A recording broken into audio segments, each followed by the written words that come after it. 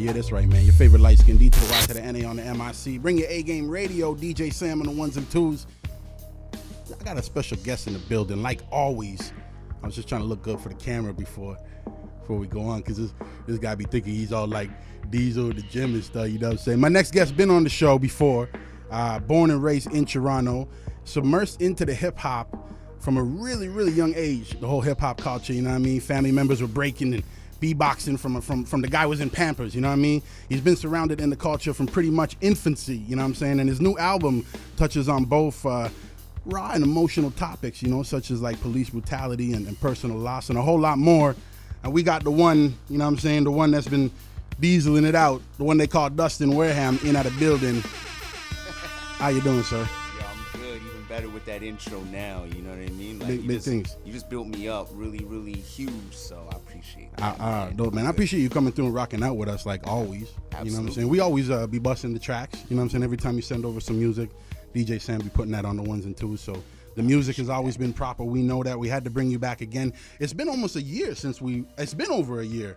I think it's been a year since I was here and just did an interview. Yeah. But I was here not too long ago for the Cypher, right? Because you came out and support like you always do. Exactly. Supporting you.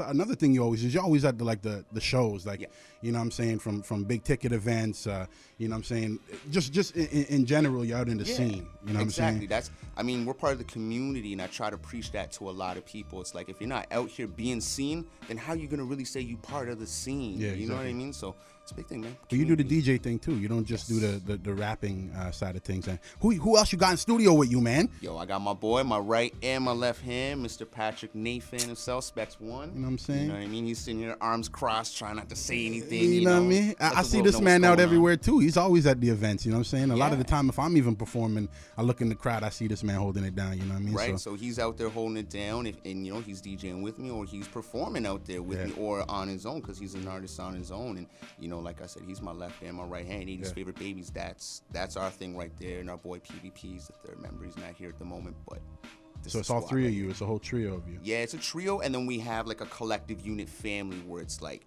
we got some guys who do the producing, and we got some guys who do some other stuff, and just, you know, it's a family, you know what I mean? Right, so aside from just the three of us, we have a bigger collective squad, and we're a unit, we're family. It's different for what you're doing with this whole DJ thing, because I think a lot of the time there's the rapper and producer, or the rapper and the singer. There's never really the rapper and the DJ at the same time. How does that feel to be able to do that? You know what I mean? Can you do your own set? Like, you don't even need a DJ? You know what? I probably could if I sat there and I practiced for like a week or so. I probably could. The DJing came out of necessity because I was in a band. He was in a band. That's actually how we met each other. We were actually in rock bands, and we were like hip-hop frontmen. My band broke up, and a friend hollered at me and said, yo, why don't you try to come DJing at my bar? And I started doing that, and he was the guy that I would go to for graphic designs and whatnot, and then his band broke up, and I'm like, why don't you just do this with me? So we started doing that, but we were already rapping before that, and then we started booking shows for other dudes, and we just both got that itch where it's like, you know, you're gonna jump back in, because I'm gonna jump back in, because I can't sit here behind, you know, the ones and twos forever, you know, but it was a necessity, and it's good because it's a side hustle that allows me to make money. Yeah, that's dope, man. I'm not putting you on the spot with it, but I'm an artist in Canada too. You probably make more money doing the DJ thing than you realistically with the music side of things right now, right? Yes, absolutely. You know what I mean? With the DJing, if you could find a spot, you can make a weekly, you know, set amount of money. You could side hustle and freelance, and you can make a good, decent amount of coin doing that. And you know, there's a lot of money in the DJing, especially because a lot of the spots, the big clubs are closing down, and it's more pub and bar based. And there's so many out there. You just gotta give them a call. Like, look, this is what I can do. Give me a few free drinks for the night. This is what I'm looking for.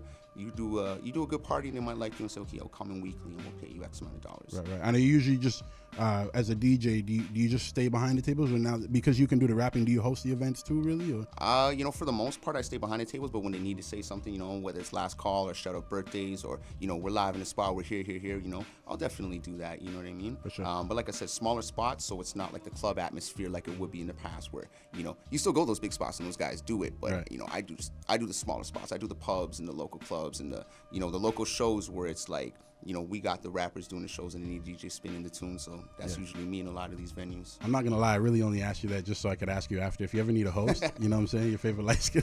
You know what? We'll be in the building. I wanted you to host my my release party, but because you're doing your thing and you're doing so well. But it's good that we were both doing something at the same time. But you know, in the next events, you got, I'm there. You know what I mean? I'm gonna put aside bring your A game stuff for Dustin Wareham. You know what I mean? That's love, right? We're gonna get into a joint right now. Okay. You know what I'm saying? Is this off the album? Is it the buck? Is it is it Bucka Bucka? Bucka Bucka. Yeah. What does that mean? What was Bucka Bucka mean? Man, Bucka Bucka is just it sounded like a gunshot. You know what I mean? And why didn't you do the brap brap? You know, you could have done that. You know what? I was sitting in Triple A's apartment when he was producing the beat for me, and Bucka Bucka was just the first sentence that came to me. And everybody else does brap brap, like that's exactly. You know. That's I was thinking a little bit of I was thinking of like Biggie. You know what I mean? Yeah. Like Biggie on his first album did the Bucka okay. So let's do it. We're gonna roll with it, man. Bucka Bucka, bring your A game radio, CIUT 89.5 FM. This Bucka Bucka for you suckers. I'm saying I was gonna rhyme something else with that, but we trying to keep it clean. Let's go, man. CIUT 89.5 FM. DJ Sam, drop that. Yo, it's your boy Dustin Wareham, aka DJ D's Nuts, 80s favorite baby sound crew. You're listening to DJ Slam, your favorite light skin. Bring your A game radio, 89.5 CIUT. What? You know what's dope about that drop right there is usually people come through and then we have to record the drop. Yeah. But you already been here before, so we had the drop. Perfect. You know what I mean? So it was nice and chill before the interview. This beat's kind of vibing out like that too, man. So let's talk a little bit about this this project, man, that you got going on. Is it, how do you pronounce it? Is it Joska? Joska? Joska. Yeah, Joska. So I had another name for the album. I was gonna call it I can't remember what I was gonna call it, but I had another name for the album. Right. And then I saw this word, and I'm like, what is this word? And I saw the description of the word, and what it was, or what it said was basically hypothetically practicing conversations. Right. You know what I mean? And I was like, well, that's what we do as rappers all the time. You know what I mean? Like, we just write our words and we go over and over again. And I was like, it just fit the album. And as I was putting together the album, the songs and everything, I was like, okay, this is just even better. Yeah. And then I just saw this image that Justin Main posted online. I was like, yo, Just, I need that image. Like, Just is my boy. Is that the one on the front of the project? Yeah, that's the one on the front cover. I like to show off the album. Rain's gonna put up the graphic real quick. So that's dope, man. I like it. So Justin Main did it? Justin Main did that, and he did my last one. Shout out to Justin It was just such a powerful image when I saw it. I was like, you know what? I need that now. Yeah. But yeah, man, the album took me about 18 months to put together, and really just worked hard on it with the crew. How many tracks on the project? 16. Well, actually, there's 13 in total. With a few skits, like 3 little short skits. Okay, dope. So in total, 13 tracks. And yeah, I mean, a lot of them just varying different range. You know what I mean? Some of them are just whatever, just regular hip hop tracks. Right. It's spur of the moment stuff or whatever. But a few of them are just like Bucka Bucka, dealing with some of the issues that are going on right now and some of the things that we need to talk about. You're very politically driven, like I noticed in a lot of, like even in the last interview, we played a lot of, music that was like that too. Why do you feel the need to be someone that does that type of music? Because it's kind of like a lost art, so to speak, or everybody's just kind of, so caught up in what's the it thing that they forget that we have voices and people listen to our voices. So if we don't use our voices, things get lost and they get swept under the rug. You know what I mean? The people who are marginalized, the people who are at the bottom, if you fight for them and they get their little piece of the pie, then that means everybody else gets their piece of the pie too, right? So this is what I do, and that's just the hip hop that always, to me, kind of stuck out. I love all my party stuff. I'm a DJ, so I gotta know all that, Lil Uzi and all that new stuff. Yeah. But the stuff that I bump when I'm at home and I'm getting in the mood to do certain things, it's the Nas and, it's some Public Enemy and, it's some guys that make me think and make me say, okay, yo, who did he reference? You know what I mean? Like, Nas referenced a man called Ivan Van Sertima. Most people won't know who Ivan Van Sertima is. I looked him up. He wrote a book called They Came Before Columbus. I checked that book out, and that was some deep knowledge right there. You know what I mean? Put me on. I'm like, huh? Exactly. You know what I mean? But check it out. You know what I mean? Like, that's knowledge that's out there. And like I said, words are power. Words carry power, just like actions. And a lot of people forget that. You know what I mean? And it just so happens that right now, people are feeling a little bit more awoke. But I've always made this music, and this is just true to who I am and what I like to do. So I was gonna ask you, you kind of just answered that, but like from a young age, because sometimes artists they switch up their style as they go through their career, but you've always done that from the beginning. Like, you didn't ever have that talk about the guns and bring out the drugs and then realize I always you need talked to about it stop from the perspective of, I've seen it, I've been through it, but I'm the dude who saw it from the window. I'm not the dude who necessarily was out there running around doing the actions, but I've always seen what happens because of it. I've seen it affect my friends. I've seen it affect my family. You know what I mean? I've been there to get to collect calls from my cousin. I've been there to go to, court and try to be the surety and bail them out and this, that, and the other. So, I've been there, and I just like to talk about the things that people aren't aware of, you know what I mean? Right. But again, it's fun to be young and be in the moment and whatnot. I'm not saying that at all, because I have a lot of music where I do that as well. Those tracks exist. But the ones that people always take away are the ones where I'm actually saying something that kind of, for the most part, people agree with. They just might not want to say it or just understand it, I would like to say right now, a lot of people would like to live in a very pretty lie than actually live in an ugly truth. Right. And that's horrible. Yeah. Now I was just gonna say, like, a lot of, because I respect that about your music, that you take it, from like almost the ghetto news reporter in a sense, you know what I'm saying? But at the same time, you're not acting like that's what you live. But a lot of artists are doing, they're watching from the window, and then pretending like that's their lifestyle. You know what I mean? Right. So, exactly. And at the same time, it's like, I'm older, so what am I gonna say? I'm gonna talk about stuff that I'm not really out there, doing and whatnot. I might have did it when I was younger, but what is it gonna really mean for me to talk about it now? That's not gonna help somebody who's in a position that I was. They need to hear something different to get out of that position. Yeah, especially with what's happening now in the world. Oh, absolutely. Let's talk a bit about that stuff when we get back. Let's play some more music from you, man. Is it Ghetto Blaster? Ghetto Blaster, man. Shout out to my boy J Boz, because he produced it, and he just sent me the beat. It was like a minute and 20 seconds. I sent him back the words in a half hour, and then it just spoke to me. It was just a quick little story. Just brought me back to 1987, 88, 89, whenever. And I was like, Ghetto Blaster. That's it. Let's do it, man. Bring your A-Game Radio, CIUT 89.5 FM. DJ Sam, drop that. I don't even have to say what I was going to say, like how I usually introduce myself, because Dustin Wareham just said that right now for everybody. Bring your A-Game Radio, CIUT 89.5 FM. I'm still going to do it, though. I go by the name of Dynamic, a.k.a. your favorite light skin. You locked in to Bring Your A-Game Radio every single Monday, 10 p.m. until midnight. And tonight, we still have Dustin Wareham rocking out with us in studio. Gunshot for that. Actually, Baka Baka. Baka Baka. Right? Baka Baka. You know what I'm saying? Actually, you say Blucka Blucka in it, kind of. Nah, Baka Baka. It sounds like you saying Blucka. Maybe. I'm a bucka on you for that one there. For messing up the Bucka. So, 80s favorite babies. Yeah. Is the whole crew. Yep. And 80s favorite light skins. Yeah. It's just me. Oh. You know what I'm saying? Okay. I'm sorry about that, you know what I mean? You can't be your favorite like me, But so so the 80s can I get like do you have shirts and stuff for the 80s favorite babies? Yeah, we do. We're going to make up some more, so I'm going to make an 80s favorite light skin. Got you. And you ain't going to say nothing. Got you. That's the branch right there. Because you thinking you all diesel in the gym and stuff. Hey, I be seeing your Facebook posts and stuff, I'm trying to go from a lightweight to not such a lightweight. You know what I mean? Slam, what you think? You yeah? All right. You working, man. I'm trying. It's good, man. So aside from the DJing, the music stuff, like myself, you know what I'm saying, we usually have to maintain an income another way sometimes. Yeah. You recently quit your job or left your job that you were at, right? Yeah. Have you been doing the music stuff more full time, the DJ thing more full time now instead of? I've been for the last few months just kind of taking it easy because I worked there for like 12 years straight. Yeah. So just kind of like let me enjoy a little bit of the summer for now. But yeah, I'm going a little bit harder now. Just trying to transition and find ways to start up that multimedia business. Yeah. You gotta make some money doing what we love, man. I hate working for the man. I'm done working for the man. I feel you. I need to join that boat.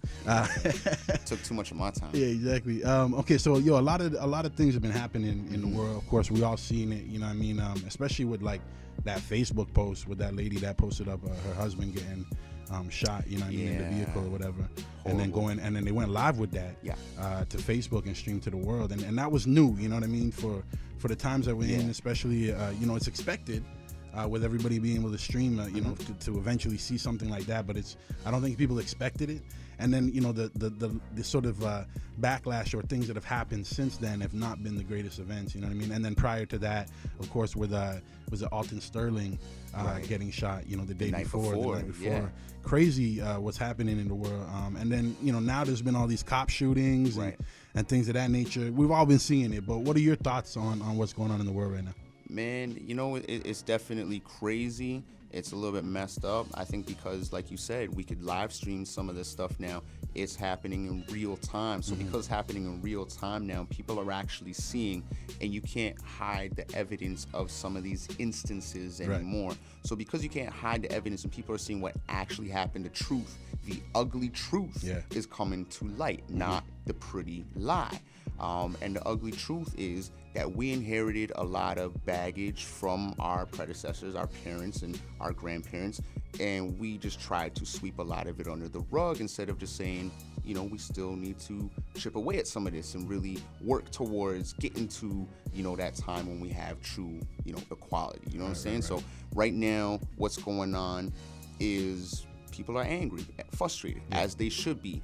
And again, with it all happening in real time, you can't deny what's going on anymore. We're seeing it. You know what I mean? So, did you see it almost happen instantly, or were you? I seen you know, the reactions and everybody jumping on it instantly because once it goes to social media and goes viral, you know, it goes. I've seen the videos, I've seen the multiple angles, and you know, everything else, and you know, spent the nights watching what happened in Dallas and everything like that. And you know, a lot of it's really tiring and frustrating, sickening, but it is our you know, I say our because I mean our generation, not necessarily just our country, but it's our generation, our mentality. It's our battle, you know what I mean? This is now our time to say, okay, you know, here we are, let's go, let's move forward. You know what I mean? Now, you think this is something, like, do you think we're just all pawns in this? You think this is just something that this conspiracy theorists, you know, is this just something the government's setting up, you know what I'm saying, to kind of keep us preoccupied, or is this really happening?